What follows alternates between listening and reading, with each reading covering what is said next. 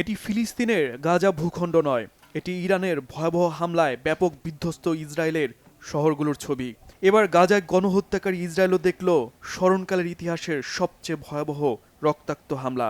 রবিবার ভোরে ইসরায়েলের রাজধানী তেল আবিব, ডিমোনা ও আরাদ সহ আশেপাশের শহরগুলো লক্ষ্য করে ব্যাপক ও শক্তিশালী মিসাইল হামলা চালায় ইরান। এতে প্রায় মাটির সাথে মিশে যায় বেশিরভাগ বাড়িঘর।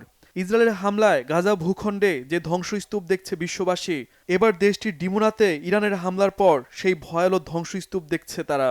শহরটিতে ইসরায়েলের সবচেয়ে বড় পরমাণু কেন্দ্রের অবস্থান লক্ষ্য করে হামলা হলেও অল্পের জন্য সেটি রক্ষা পায়।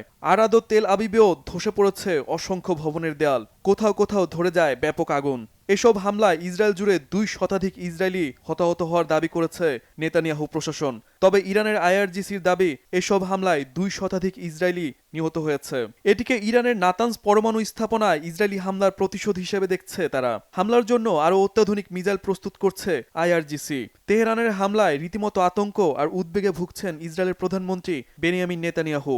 নিজে আগ্রাসনকারী হয়েও বিশ্বের জন্য ইরানকে বড় হুমকি বলে সতর্ক করেন তিনি। ইরান যে পুরো বিশ্বকে বিপদে ফেলছে তার প্রমাণ যদি চান, তবে গত 48 ঘন্টা ভালোভাবে খেয়াল করুন। তাদের হামলায় ইসরায়েলের বেসামরিক এলাকা লক্ষ্যবস্তু হচ্ছে।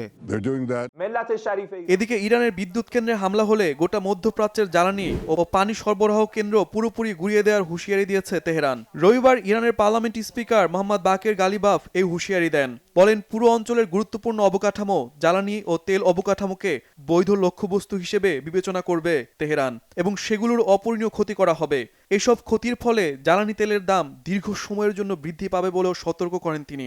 হরমুজ প্রণালী খুলে দেয়া নিয়ে মার্কিন প্রেসিডেন্ট ডোনাল্ড ট্রাম্প ইরানকে 48 ঘন্টার সময় বেঁধে দেওয়ার পরই এই হুঁশিয়ারি দেয় ইরান। এছাড়া ইরান সাফ জানিয়ে দিয়েছে হরমুজ প্রণালী শত্রুপক্ষ ছাড়া সবার জন্য খোলা থাকবে। ইসরায়েল ও যুক্তরাষ্ট্রের কোনো জাহাজ ওই পথে চলাচলের চেষ্টা করলেই হামলার শিকার হবে। এই হুঁশিয়ারি দিয়ে জাতিসংঘে নিযুক্ত ইরানের প্রতিনিধি আলী মুসাবি বলেন, আগ্রাসন শেষ হলে হরমুজ প্রণালীর জাহাজ চলাচল নিয়ে নতুন করে ভাববে ইরান।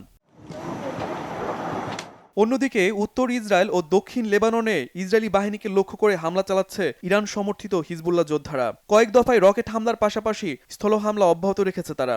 সৌদি আরবে কয়েক দফায় ইরানের হামলার পর তীব্র প্রতিক্রিয়া জানিয়েছে রিয়াদ। রিয়াদে কর্মরত ইরানিদের দ্রুত দেশ ছাড়ার নির্দেশ দিয়েছে সৌদি আরব। কাতারের সামরিক বাহিনীর হেলিকপ্টার দুর্ঘটনায় 6 জন নিহত হয়েছে, যদিও দুর্ঘটনার জন্য কাউকে দায়ী করেনি কাতার কর্তৃপক্ষ।